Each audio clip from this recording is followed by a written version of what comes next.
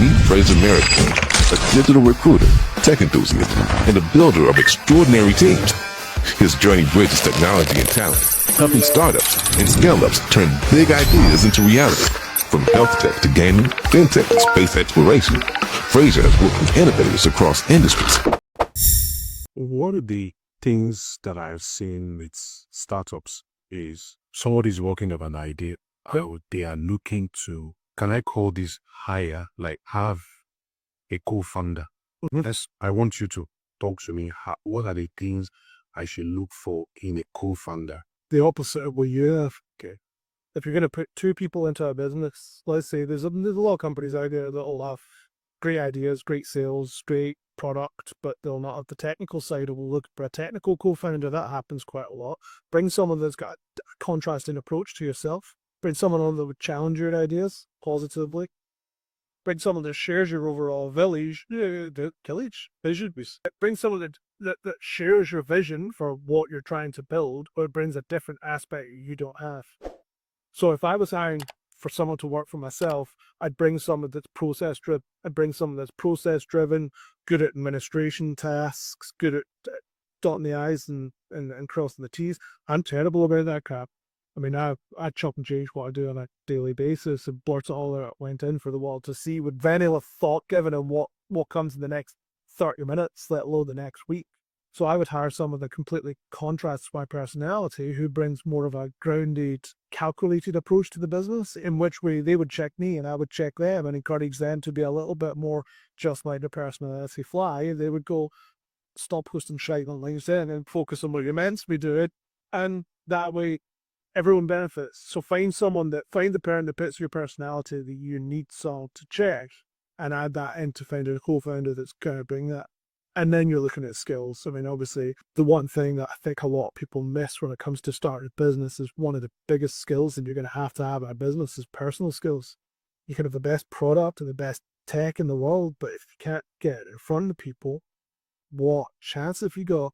Or you can be great at getting in front of people, but if you've got a shit product that looks like it's been made on a weekend, then they're not going to buy it.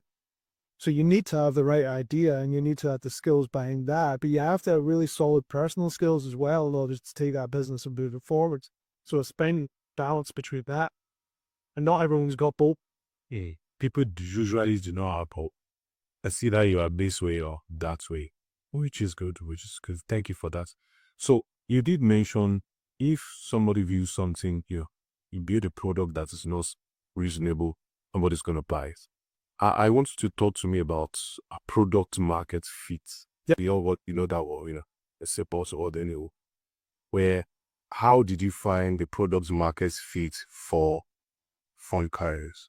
I just asked people. And the first thing I did with starting the business was I looked at what worked within the existing market and what people didn't like about the existing market. I started my career working with a company called Progressive, than an IT recruiter.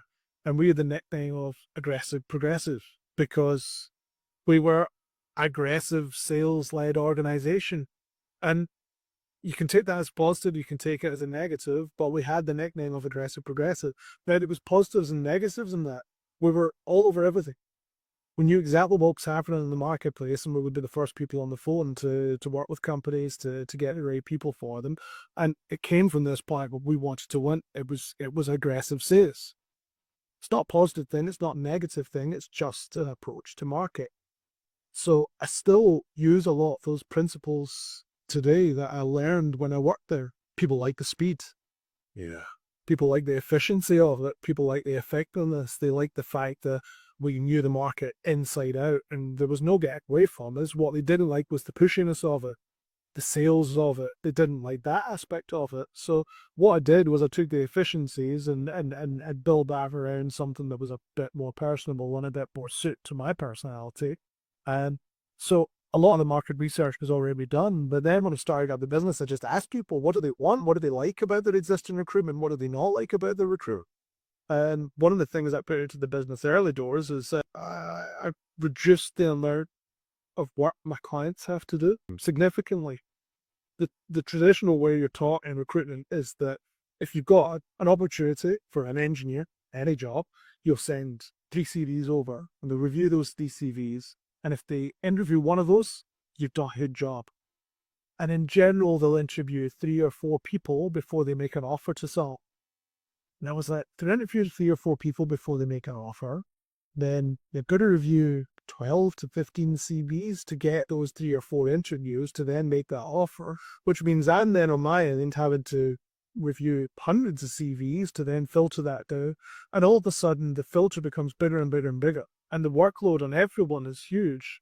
So one of the first targets I set out of the business to prove that was that every CV I sent was going to get interviewed.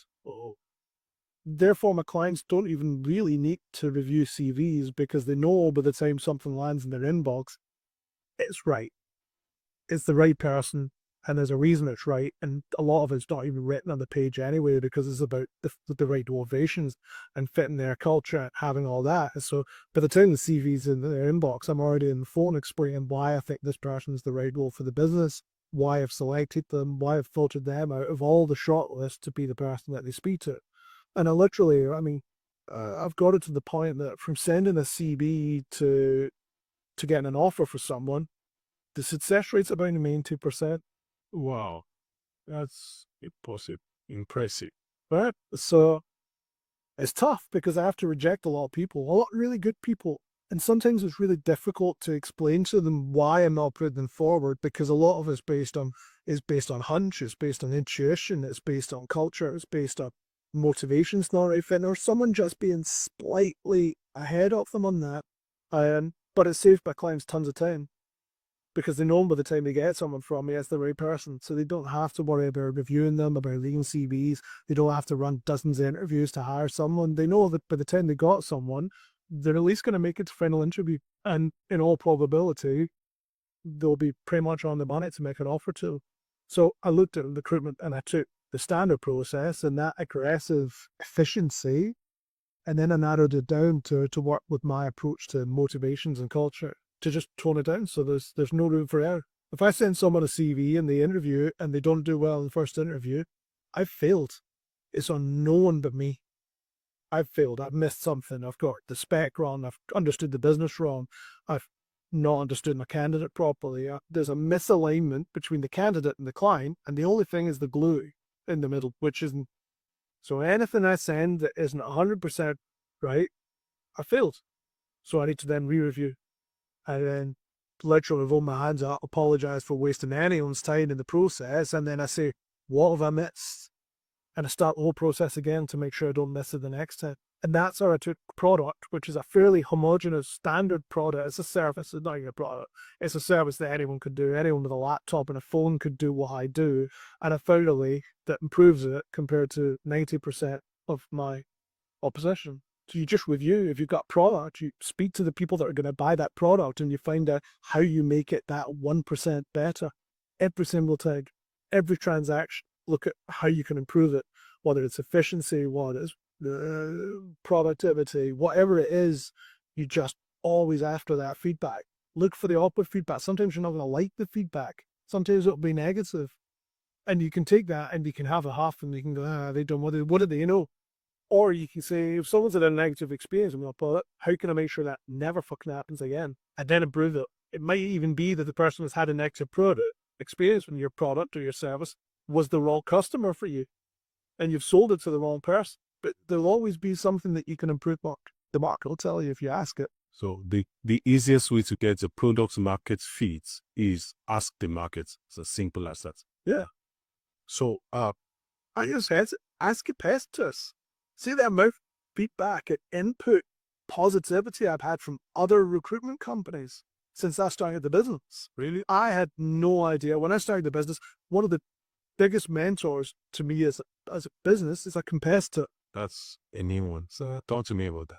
How did you build that kind of relationship? They work in a slightly different market. Michael from MBN. So if he watches it, and thanks Michael, but Michael from MBN works within the data space. He's data and he does a lot within the AI space and things these days. Whereas when I started the business, everything I did was software. He was moving away from software. I was focusing on software. He was moving in the data space. And I don't know, then we started chatting on LinkedIn, and most of our transactions, we speak to each other on WhatsApp and LinkedIn a lot of the time. But I think the first thing was a client I had who was looking for someone really senior in the data space, which I was like, I could have a crack at it, but it's not a strength. I'm busy as it is, so there's no point in me picking this up. So I passed it over to them. And in turn, he's passed me repeat business as well. So if I've got something that's in his wheelhouse, then he's the first person I'll give it to, because I know he approaches the market the same way as me. I know he's got a great reputation. I know their business has a great reputation. I know I can trust them with any client that I could ever deal with, and I know they'll get good service. But in turn, we bounce ideas over each other. If I'm having a shit day, then I know that I can actually drop a message over and say, what the shit do I do here? And I know that we'll get feedback. But there's been countless situations where there have been other recruitment businesses across the UK. I'm actually a part of there's a group on LinkedIn called Anon, which is a recruitment founder group, mainly within the tech space, where we all share ideas and bounce ideas off each other. And it's like having a peer group, and it's huge. Because if you've got problem, this is where this have someone that's got a different approach to things really bad. I don't have anyone because it's just me. So what I've done is surround myself with people who do exactly what I do, who may have a different approach, so that when I get stuck, I've got people I can ask. And you think everyone's in competition with you, but actually they're not. People are really, especially within the startup ecosystem, everyone's willing to help. And the people that aren't willing to help probably are the ones that are going to get stuck themselves. Everyone will share information. If you've got a product that's similar to someone else who's doing a similar product, I would reckon 9 times out of 10 they'll share experience, they'll help you, they'll meet with you, they'll bounce ideas off you, because we're kind of all in it together. And especially in Scotland, the ecosystem is really, really supportive, more than I ever knew when I was working in corporate recruitment. And it's been awesome. So you can ask your market, you can ask competitors, you can ask other people that run other business, ask other founders. Everyone's got experience from different avenues on what you can do. Use it. Feedback. All the time. That's really that's it. The next thing I want to ask you is, you work with founders at the startups. What major mistake do you see them make as regards the recruitment every single time? Well, it changes all the time. I think the biggest thing is that a lot of founders want to hire. Recruitment's expensive. I'm not going to lie. Using a recruitment consultant's expensive. But using the right recruitment consultant gives you the chance to really bounce what you need off someone. And I think I quite often see founders going out to market and hiring people because they think you need a certain person when actually we don't.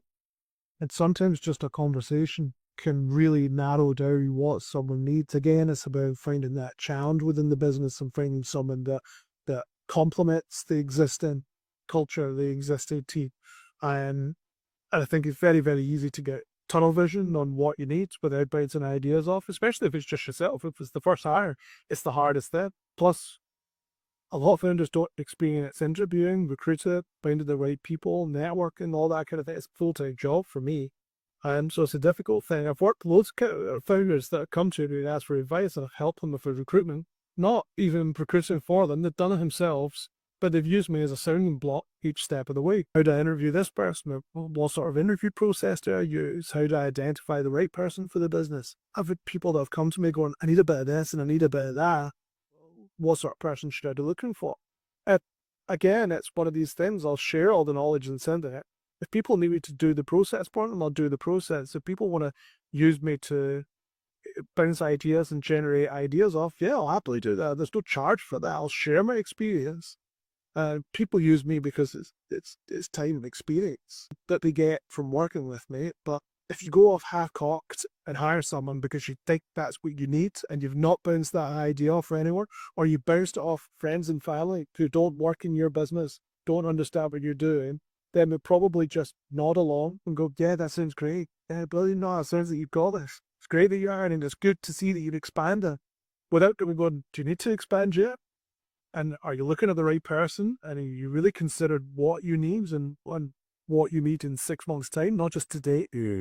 Another thing I see people hire someone for what they need today without considering who they need in 6 months' time. You have to look at a 6-month runway when you hire some 6 months, 12 months. What are they going to be doing down the line? Otherwise, you'll get someone that can come and blast out the problem you got today, but there's zero challenge left in it in 6 months' time because it's like, what do I do now? And they're sitting babysitting the bit you hired them for. What you actually want to do is bring someone into the business that the current problem is a challenge for, and they will learn and they will develop for it. And there'll be more challenge as they develop within here. So actually hire back a bit. Don't hire someone too experienced for what you need. Hire someone that's going to get challenged from joining your organization, that's going to be kept mentally aware, and they'll stay within business. Retention's a huge thing. Really. So we just bounce ideas off people, speak to people before you start going off hiring, before you even start the process. Make sure you've sanity checked exactly what you need, what level of experience you need from that person, what skills you need from that person, and what culture you want. And bounce that off someone that actually knows what they're talking about before you pull the trigger. And then work out when you can do it yourself or whether you need help to do it. Wow, this is amazing.